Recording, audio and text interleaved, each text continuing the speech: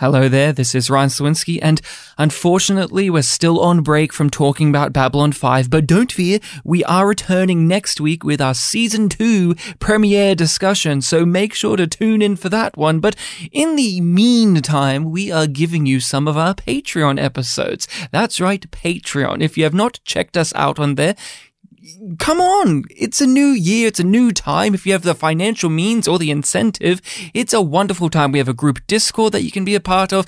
We have 3 different tiers worth of content, including this one that came out last year. If you want to jump on the bandwagon, make sure to do so. Look us up on Patreon at YumYumPodcast. Well, let's get into our discussion of a sci-fi podcast, Wolf 359. Hello, Rachel. Hello, Ryan. How are you going? Pretty good. How are you? I'm doing pretty well. I'm here with you, so I'm doing pretty good, pretty well, pretty damn fantastic. Mm-hmm. So we're here, back doing our Patreon content. Huh? How do you feel? Do you feel like giving some thoughts? Thoughts. Do you want to give them? No, I think I'll keep them to myself. All right, so we scammed you this episode, people. No, we just took your money. No thoughts are going to be given this one. Sorry, cancelled. Well, There's none no of my thoughts. It's all going to be your thoughts, Ryan. Oh, I'm sure I'll rattle some out of you as well. Twist your arm and milk them out of me. Yeah, milk them out of you. Yeah, just put you over a big metal bucket and just milk those thoughts right into it. So we are here to give our thoughts on something. We've done a game in the past. We've done mainly TV shows. Thought we would mix it up yet again. What? I know, we're crazy, we're off the chain. This is the Yum Yum is unleashed fully here on our Patreon. Yes, not unleashed. Going wild. We're gone fully off the chain. So you can't say that about yourself, Ryan. No, I said it about us, so it's fine. No, so, you are included in the us. You cannot say that we're off the chain. Fine, you're off the chain. And I'm with you, so we're off the chain. No, not how it works. Unacceptable. But what are we talking about, Ryan? We are going to be discussing, in brief, our thoughts on a audio drama called Wolf 359 or 359. Remind me what that show is about, Ryan. You've heard it. Yeah, I know. I've heard it that too. Was my... I was just trying to... You're trying to get me to lead into the pitch of it. Yeah, so this one, we're not going to get too spoiler heavy into it. It is a definite recommendation. It's a yum yum. It's a yum yum for sure. So Wolf 359 is an audio drama that is about this research station that is monitoring the star, the Wolf 359, which is a real star, and many people would actually know it from Star Trek, the famous battle with the Borg that we didn't get to see on screen until Deep Space Nine. We met before. Yes, sir. We met in battle. I was on the Saratoga at Wolf 359. But it is about this station out there on its own. There's 3 people on there. They are working for a company. They're not working for the government. They're working for a company that is funding this for what reason? Just scientific endeavors. A main character is the communications officer, so he is out there listening to any forms of communications, radio waves, all of this stuff, broadcasting his thoughts out into space, and that is what we are hearing. This is the audio log of Communications Officer Doug Eiffel. I am speaking from the comms room of the USS Hephaestus Station. Welcome to day 448 of our orbit around Red Dwarf Star Wolf 359. Today's weather report, pretty nominal. Surface temperatures averaging at about Oh, a crisp 4,500 degrees Fahrenheit. We have him. We have the chief of the operation, the no-nonsense boss lady, and then we have the doctor of the ship, the guy who's making sure everyone's staying healthy. That's who we start out with. It's physical day here on the station. I've spent all day avoiding Dr. Hilbert. There was a moment this afternoon when I thought he'd cornered me in the bathroom, but I was able to avoid him by squeezing into the crawl space underneath the sink. Certain people might call spending 2.5 hours in a cramped hole in the wall just to avoid a mandatory physical examination unreasonable. Some would call it only delaying the inevitable. But the basic pitch of it is you have these three very different characters in an isolated location on their own, and they start to go a little stir-crazy and start to have clashing of personalities. Some things maybe start to go wrong, and they don't know what's happening and why things are happening, and they... Yeah, and our main guy is a defier of rules. He doesn't like it. He's a slob. He's a bit of a Lister type, but also a little bit more rebellious than that. Lister from Red Dwarf, of course. He puts in more effort to do his job. Oh, yeah. He actually cares about doing his job. He just finds it limiting and boring. Yeah, tedious. Also, he has a little bit too much fun with his job. Oh, yeah. Side projects go badly. Yes. So that is the pitch at the beginning of the show. It is a very much a situational show, comedy-wise and drama-wise. The first season is really just getting to know the characters, hearing their personalities bounce off one another. Slow burn. Yeah, I wouldn't say it's necessarily a slow burn, but more it misleads you to think that it's a traditional audio drama that we're familiar with in terms of it starts out as a random guy with a smooth voice and a quirky personality narrating about amazing things that we would never encounter ourselves, i.e. Night Vale, i.e. Kakos Industries, Seiya, all of that. But...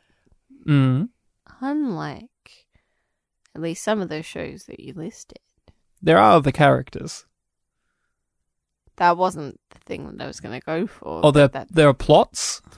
No, that's also not what I was going to go with. What were you going to say? He has more than one tone. Oh, yes, he isn't monotone like a lot of those. But it definitely does start out with just episodic stories, where this episode... our main character, Doug Eiffel, doesn't want to get his medical test done, so he's hiding away in his little room and he's locked himself off, and the other two are trying to get in there and they're going to gas him and everything because he's just being such a pain in the ass. Oh, and all that. Or this episode, the doctor's accidentally made a plant come to life and it's running around and they have to try and kill it before it escapes into the vents. And one of the experiments that goes wrong. Yeah, and the ship is also alive. We should mention that the ship's computer is an AI that has a personality, is a crew member of its own right. You would say that she's sentient, right? They argue it in the show. They do eventually get to that point, and it's a she. She has that identity. Hera, the ship, who glitches audio-wise every now and then, which is a fun little trait in it. Hello, Officer Eiffel. I didn't realize you were with us, as it were. Yes, I noticed. Go away, Hera. This is a private conversation.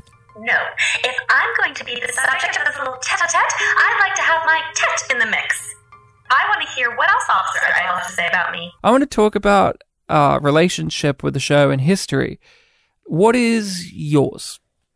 You listened to it the whole way through and then made me listen to it because you loved it so much and you knew that I would really enjoy it. And then I did. Did you know much about it before I put it on for you? Because I don't remember really talking much about it other than saying it's really good. You explained some of the plot points to me. But then you got to a point where you were just like, no, I'm going to make you listen to this. I'm not telling you anymore. Yeah. Once new developments.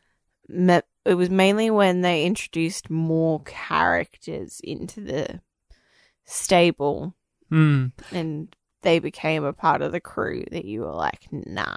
Yeah. We're going to do this together again in a little while. Yeah. So I found this show, I decided I'm going to start listening to podcasts and audio dramas, and I'm a sci-fi fan. And if you are into science fiction and you want to get into audio dramas, this is a show that is a great entryway point. Reasons why is it's funny, it's good science fiction, heavy emphasis on character drama and character-focused stories, as well as sci-fi gimmicks. But the biggest thing is it's beautifully crafted. Beautifully acted and written, and all of that is great, wonderful, wonderful stuff. But the big thing that really sold it to me was it's finished. The story's complete.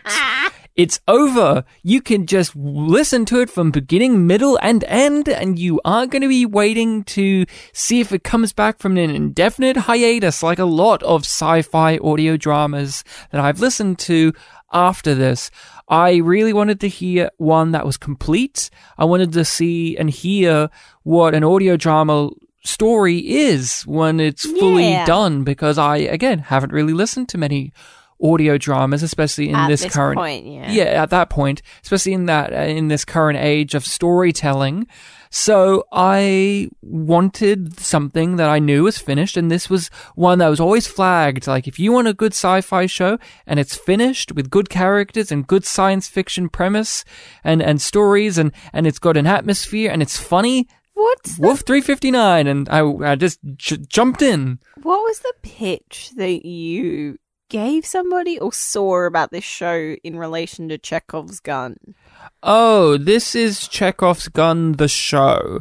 So everything has a payoff, which is also something I really do appreciate. Is this show isn't like a few other audio dramas I have listened to, in which it feels like it's confined by it being an audio drama. Some audio dramas are a little bit lazy by the fact that they think you can only rely on there's this weird kind of dynamic in which it feels like because it's only audio, they think that they are very limited in the stories that they can tell, which is definitely true, but Wolf 359 doesn't feel like it's a story that is limited by it just being an audio drama. It feels like it's an audio drama because it makes sense for the story to be an audio drama. I could see it as not an audio drama very easily. Not a story that's been crafted to be an audio drama. Yeah, so I listened to it.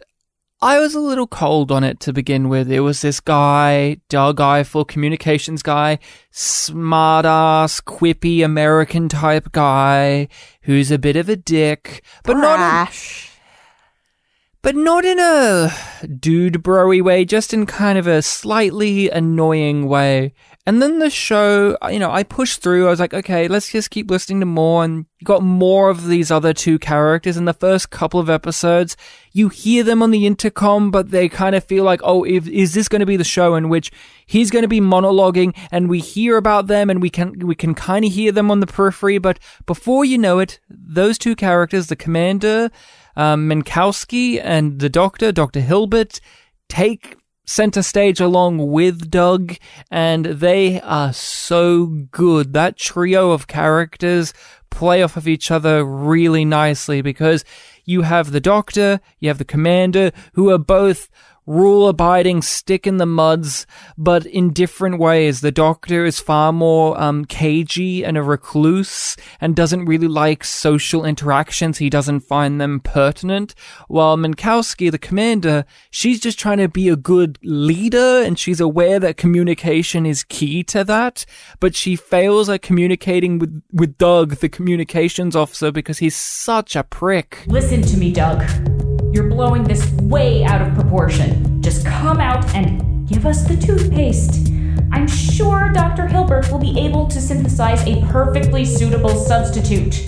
Oh no, I'm not falling for that one again. And then she can't communicate with Hilbert that well because he doesn't think it's important, only when it's needed for his science and just basic bedside manner. And that's kind of an interesting dynamic that they play around with early on.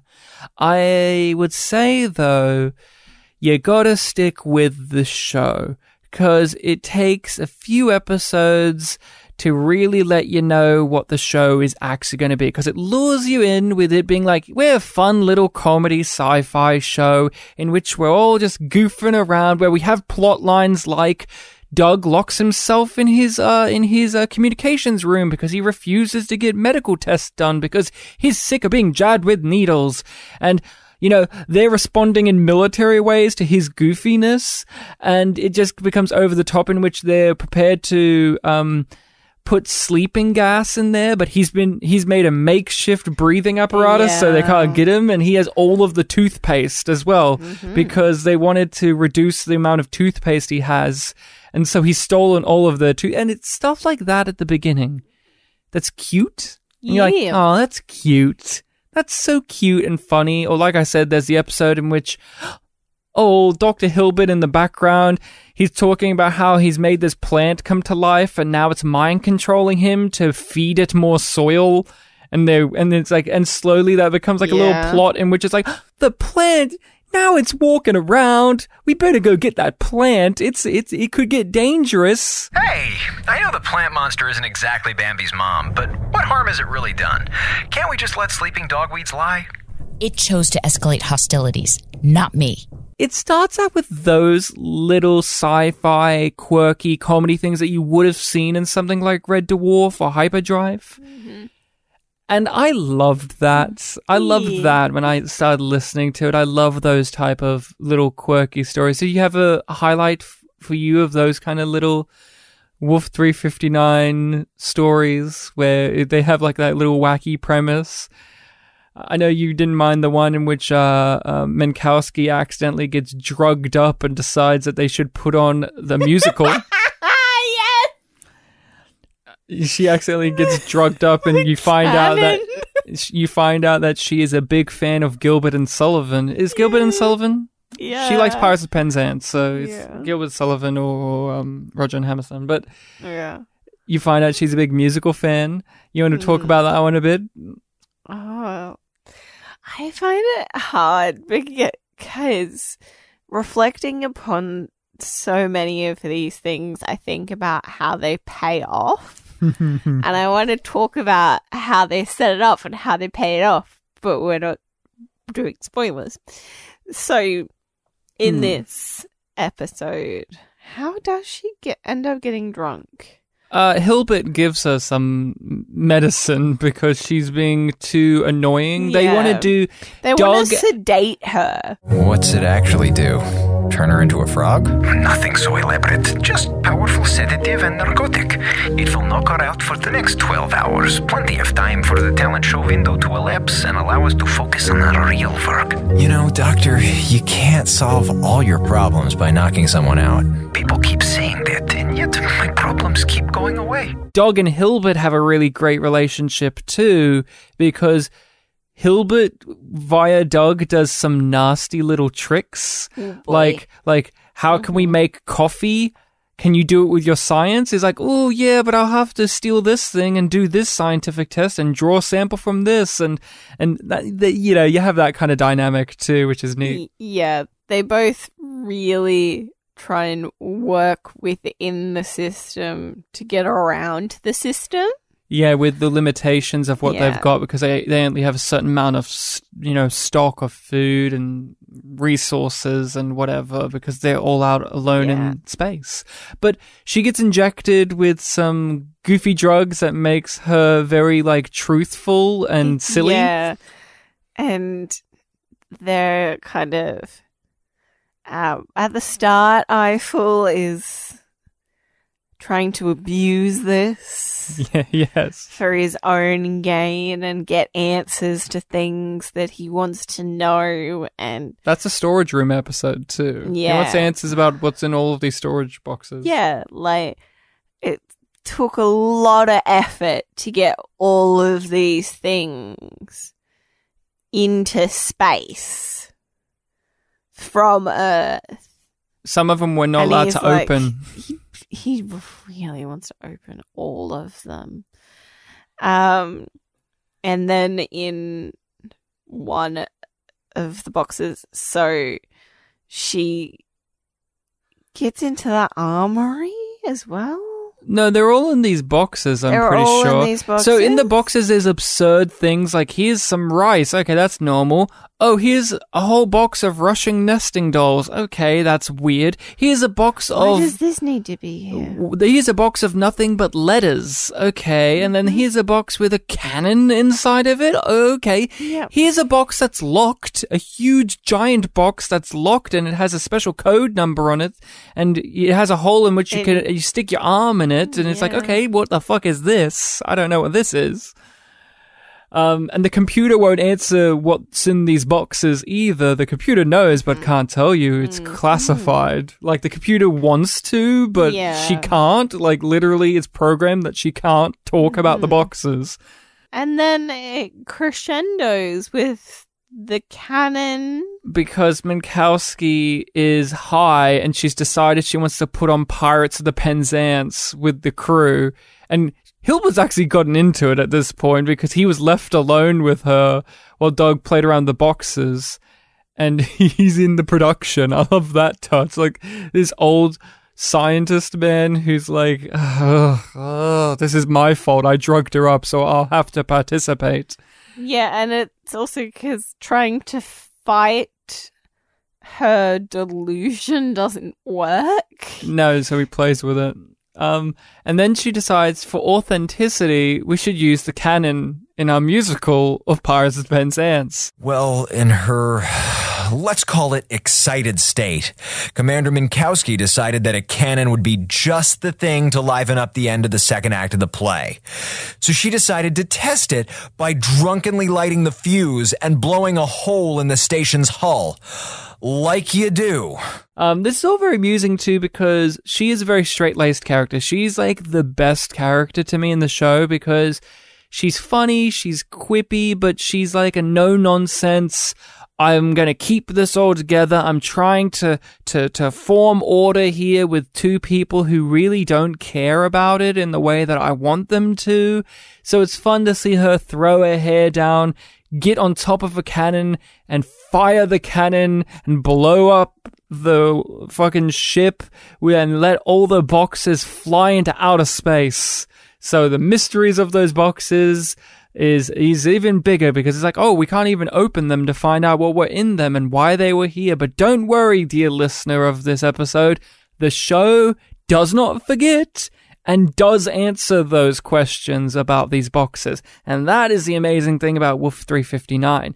It starts out prepping you with just, this is all nonsense comedy stuff. Sure, there's some weird things going on the ship, like some areas of the ship seem like there's a hidden room in there, or there's an episode in which the power goes out and the emergency power kicks on, an audio recording that's distorted and you can barely make out what it's saying, but it sounds like it's a recording of a previous crew on this ship, which is insane because this station's just been made for this crew. So what does that mean? You have like little horror or sci-fi intrigue mystery things in there, but there's a lot of things that are suspicious. Yes. But for the most part, they do a very good job of mostly buffing it out.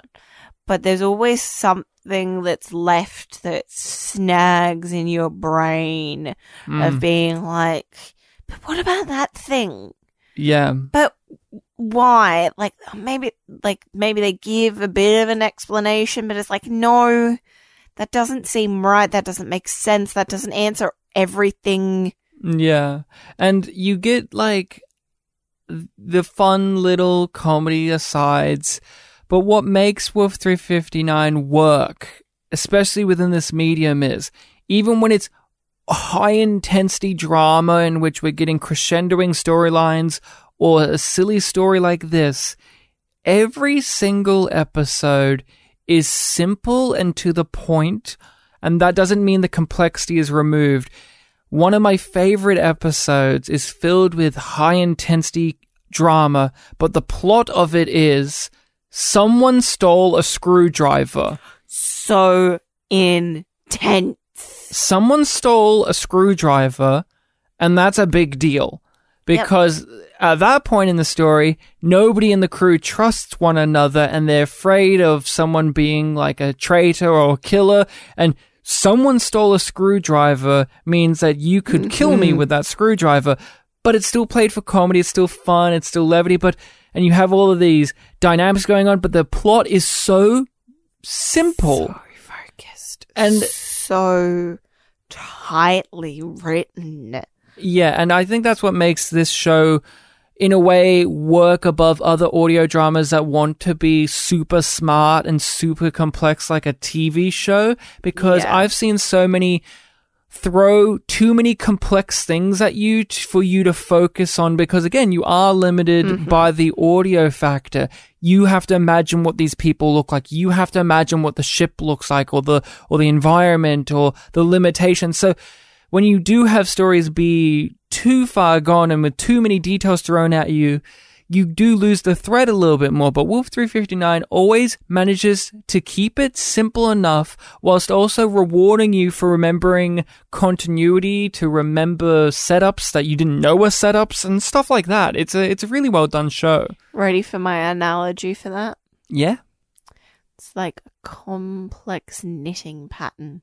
Yeah. Like it's all the one piece of yarn, the one piece of wool that's woven in and out and back and forward, and different rows connect back to places that you didn't expect, but everything is there for you. Yeah. But you don't get to see the pattern until it's done. It's not too late to change your mind. Gotta start thinking about the big... If you start talking about the big picture, I will kill you. I have a gun. Someone's gotta think about it. We keep dancing around it, but the show does switch. The show eventually switches to, it was all fun and games, to anxiety. Yeah. The show is got an amazing momentum for tension. It has a distinct, and then the Fire Nation attacked. Yeah, it has a distinct, and then the shit hit the fan. It is very, very, very intense, but not in a brutal way, but just in a great serial pulp way, in which you just want to hit the next episode and find out where this is going to go. You want that Wolf 359 straight in your veins. Yeah, and the characters... At least we did. The characters is what's really important to this, because we've sold them to, in this discussion, they're simple, seemingly. But the show knows we gotta peel back more and delve into the layers. One of my favorite aspects of the show was they address the fact that our main character is an annoying prick without being lampshading. They don't just say, hey Doug, you're an annoying prick, or him be like, I know I'm annoying. No. The show sits down with the main character and truly examines why this behavior is happening, and actually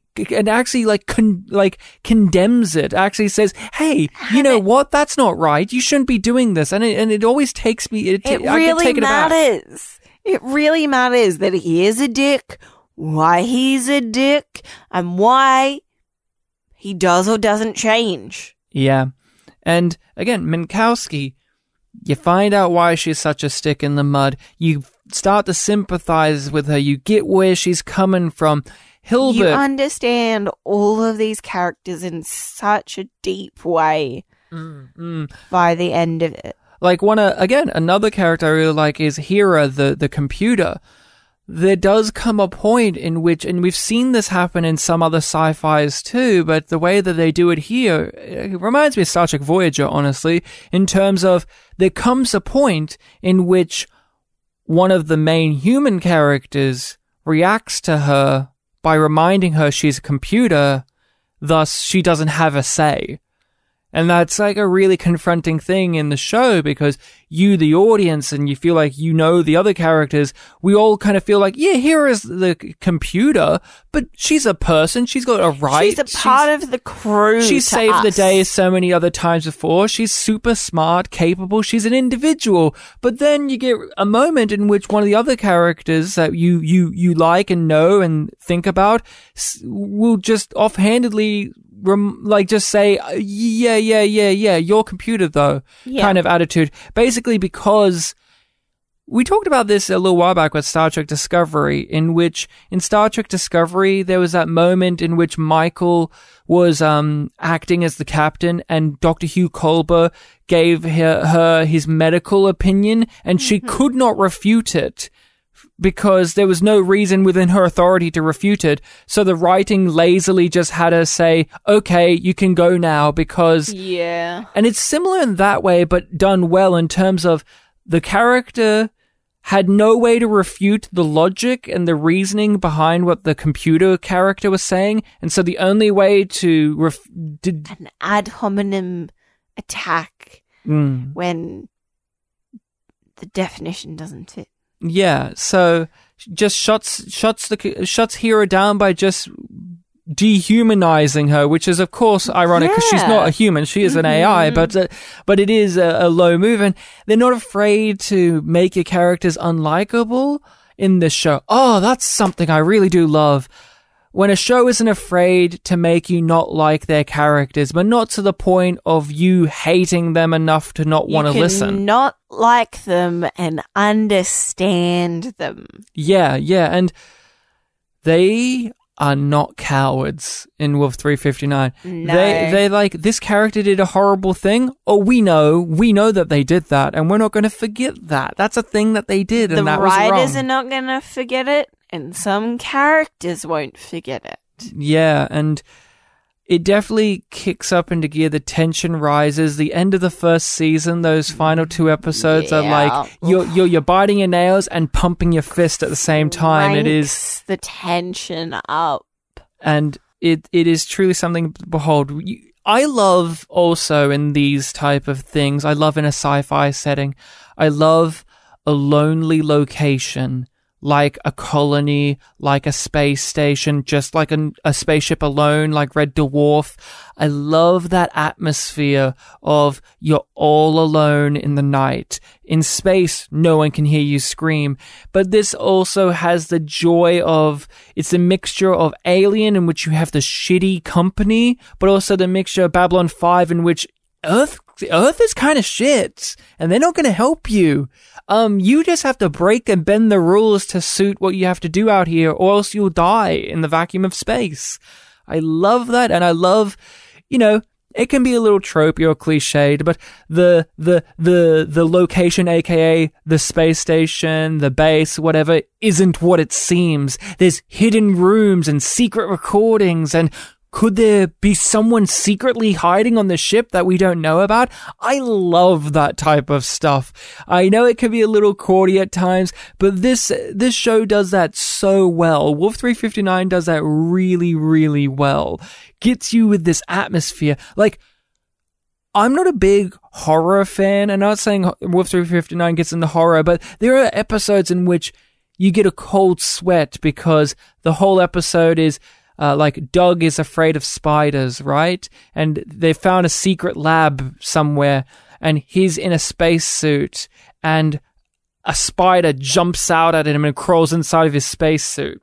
And the whole episode is them talking to him inside of his suit, telling him what he needs to do to survive. And that's the episode. Again, simplicity. Listen to me. Whatever you do, you must remain calm, okay? Don't let go of that fall. Don't float away. Don't make any sudden movements. It won't sting you unless it's frightened, but you have to remain completely still, okay? The ideas snowball. Yeah, and even that, there's, this isn't a spoiler necessarily, but there is a build-up and setup to that as well, in terms of we find out that Doug has been skipping doing his space walks. He doesn't like to go outside the ship and walk around in his spacesuit. He doesn't like doing that. So there's an episode in which they force him to do that. And oh, wouldn't you know it, catastrophe happens and he's stuck outside and they have to figure out how to get him out of the situation. I love that type of stuff, especially in an audio drama. Again, you're limited by the audio, but this show doesn't make it feel like that. It makes it feel like they're using it to the best ability in which you're not even thinking about the logistics that one has to use for an audio show. It's limited by the fact that it's an audio drama, but it does not limit the audience's imagination. Or the writing. No. Yeah, like... You, the audience, are fully immersed, and the writers are not saying... Then it's not as if the writers are sitting down saying, oh, you can't do that. You can't do that because this is only audio. This is one of the best sci-fi epics because there is an overarching story. There's a big ploy going on. There's a big mystery. There's character arcs. Yeah. There's something going on at Wolf 359, and they have to figure out what's going on in the space station, what's happening back home, what's happening with the star itself. There's an actual big plot that once you finish the show, you sit down and go, that made sense. That character's motivations made sense, even if they were a bad person. I love that too. Clicks into place. Yeah, I love that too. All of the villains in the show, every antagonistic character, whether they're an actual villain or just an antagonist, you completely understand what their worldview is and why they do the things that they do. This isn't a show that sits down and just vilifies the villains. It actually gives you a breathing room to sit back and go, that makes sense. Of course they would act like that. Yes, that's their motivation. Of course. Brilliant. And we did say, more characters come into the show. That also changes up the environment. It changes up the stakes of things. Who are these new characters? What are their intentions? What are their motives? Central 3 don't know who they are. Do we? So we're learning who these new characters are as our main crew are learning as well. Again, basic 101 stuff, but it's done super well. Like, my favorite newer character is the head of the new team of people that come onto the ship later on. There's like a trio of them, and I want to say he's a major, and he's a real army guy. Kepler. Kepler's a great character. He's a great no nonsense, like, I do not have time for you to waste my time. Can we character. Insert a little bit of his speech that he gives at the start? Oh, about his, was it whiskey or bourbon? Whiskey, I think. I like this scotch. A lot. I like the taste. I like the smell. I like the feel of it in my hand. Is there a point to this? Yes.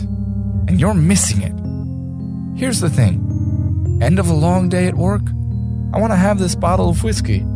It will make my life better.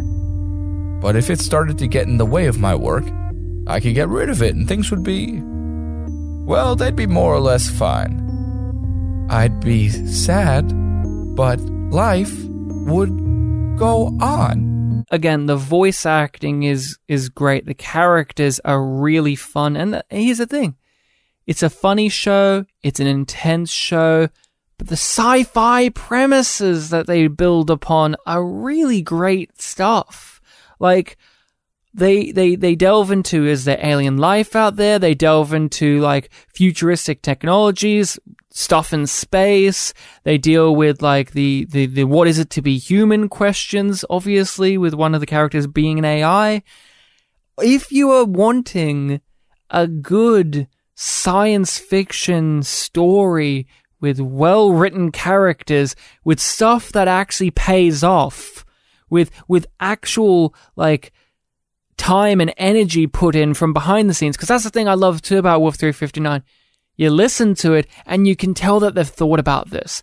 This is a story they wanted to tell, and they knew they had to think about it to tell it. Really great stuff. It again, cannot recommend even, like, it's so high of a recommendation. I do want to ask Rachel, with Wolf 359 as a podcast, did you have a favorite scenario that they got themselves into? Oh, there are so many. Because mine is when they're stuck on like one of their little shuttlecrafts playing poker. And they hear a knocking on the door from outside. That's like such a Twilight Zone type of idea. Knocking on the outside, and then someone's radioing in from outside, and it's one of them. Yeah. I love that. That's a great scenario. And they're like, can we just ignore this and keep playing poker? But it's me out there. And then the guy radioing is like, hey, I'm out here. Who's ever in there being me is an imposter. Kick them out. Yeah. That's... I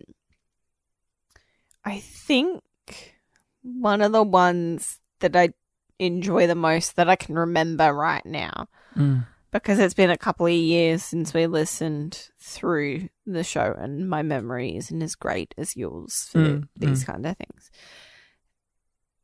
The previous crew.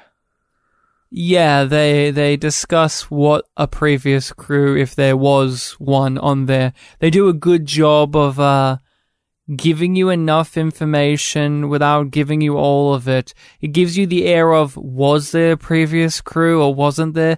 Don't worry, I'm keeping it a little bit vague because if people want to check it out, do so. But I want to just guarantee for you, they do give an answer. Yes. They do let you know, but the way they present it for quite some time is really well done. Of like, is that real, isn't it? The way that they explore and unfold not just the ideas that brings, but the suspicions that it casts on everything, whether it is the case that there was a previous crew and that something went wrong, or if they're the first crew, then what are all of these things for?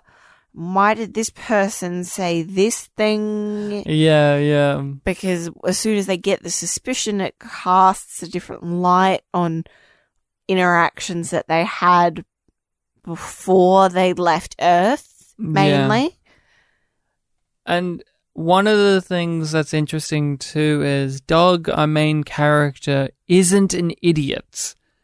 He can be a little bit dumb and reference heavy at times, but when push comes to shove, he's a dickhead. When push comes to shove, he actually proves that he's probably the smartest person on the ship. Yeah. He comes up with ingenious ideas to get out of situations that are completely logical, but feel off the wall, crazy. But when you sit back, you go, no, that makes sense. Very, very true to the fundamentals of engineering. Yeah. And one of my favorite storylines of his is, again, not to go too heavy, but he is trapped in like an escape pod or something at one point, and he has to figure out how he can jet himself into the orbit in which he could get into communications range with some other station. And he has to figure out, okay, I don't have enough food and water to survive using and I only have like the right thruster. So if I use it at this time and I use a cryo bed, and he figures out the maths of how many times can he freeze himself, wake back up, hit the thruster, go back into the freeze, blah, blah, blah, before he can get into the right area to be able to radio for help.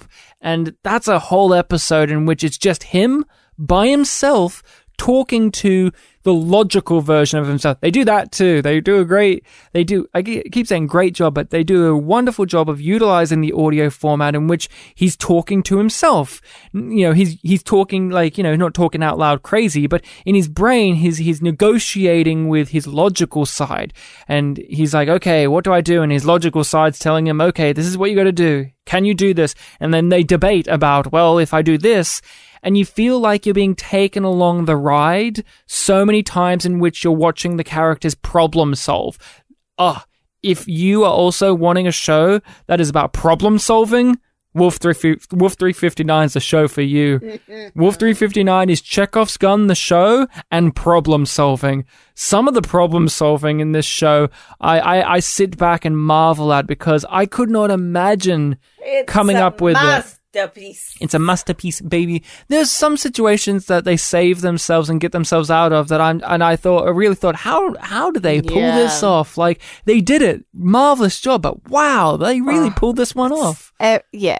It's so well orchestrated and planned, and everything feels so deliberate in hindsight. Nothing feels telegraphed or overly planned.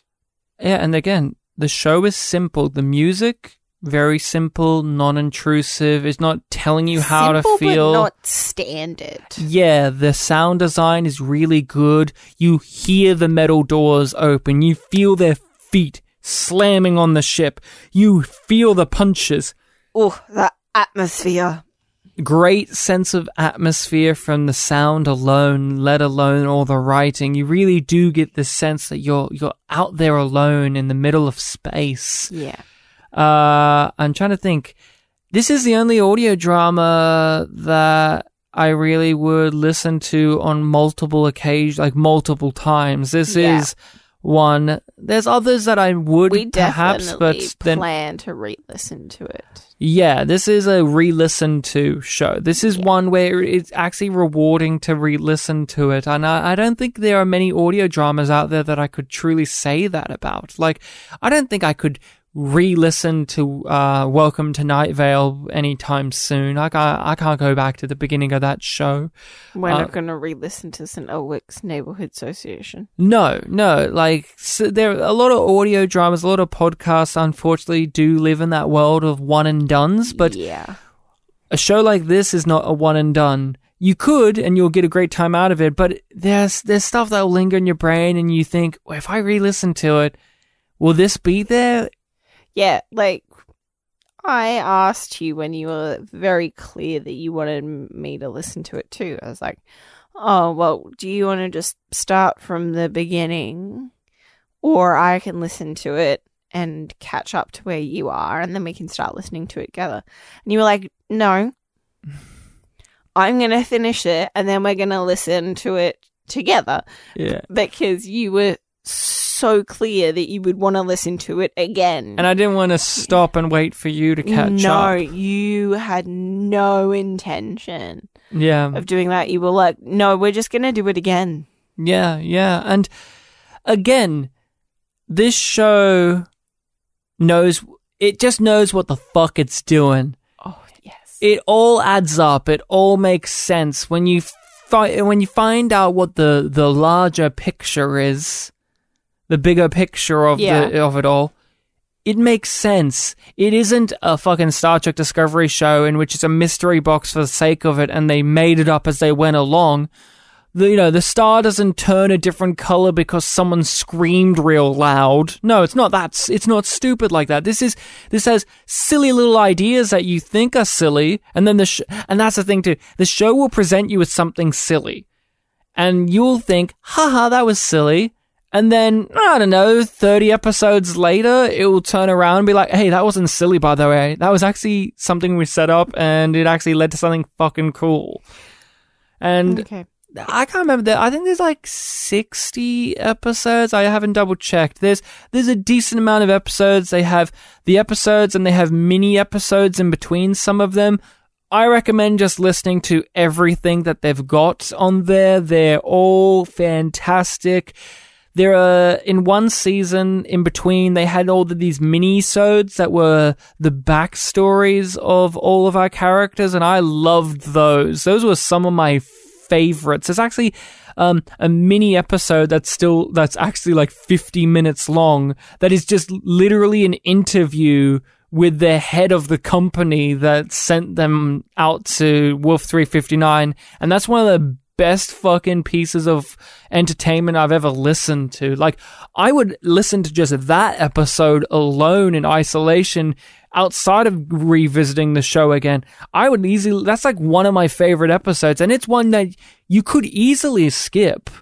You could, because it's not a main story one. It's not episode 52. You would be missing out. You would definitely be missing out. And, that is what we're saying. Oh, yeah, you would miss some great context as to why the situations have unfolded the way they have. And that's interesting. Okay. Well, we've already said repeatedly and sung its praises that it is a yum. Yeah. Are you done giving your thoughts now? I say this. I don't have any negative things to say about this show. There's no buts when it comes to the recommendation of this show. It's just listen to all of it. We really hope that you enjoy it as much as we did and get satisfaction. Yeah, and from seeing it completed. If you're not into audio dramas or a newbie to it, it's a great one to kick off the It will kind of spoil you for other audio dramas. Yes and no. But because I understand that. It's such high caliber. It can be hard to find other shows that bring it the way that Wolf 359 does. It is, unfortunately. I love audio dramas. I love listening to podcasts, but more often than not, a lot of them are style over substance, while this is way more about the substance.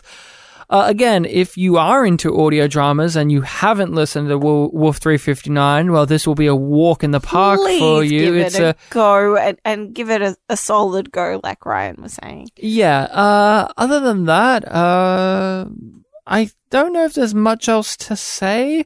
I hope that the team that made this show go on to make more. Not Wolf 359. The story's done. I don't need any more of that story of those characters. They finished it. It was great. Don't touch it. They have gone on to make one or two shorter form ones, like Time Bombs, which is a 3-episode podcast about people disarming bombs. Most of the voice cast is back for that one. And then they have done an anthology type show since then. But I hope one day, if they have the material that they want, come back with a serialized, full-fledged story again. I would love to hear what they would do with that. But for the time being, they've been kind of doing more short-form one-offs things, which is perfectly fine. They did Wolf 359. I don't expect them to come out with another one straight off the bat. If they want to take their time making short-form stuff, that's fine by me. Now, Ryan. Yeah. Give me back that toothpaste. Not if you give me back the screwdriver. You need to give me this. You got the screwdriver, right? You know what? The only way I didn't take the screwdriver. Okay, the only way to prove that you didn't take it and I didn't take it is we'll just have to fully unclothe and just take off all of our clothes to prove that we're not secretly hiding the screwdriver, okay? Maybe it's in the toothpaste.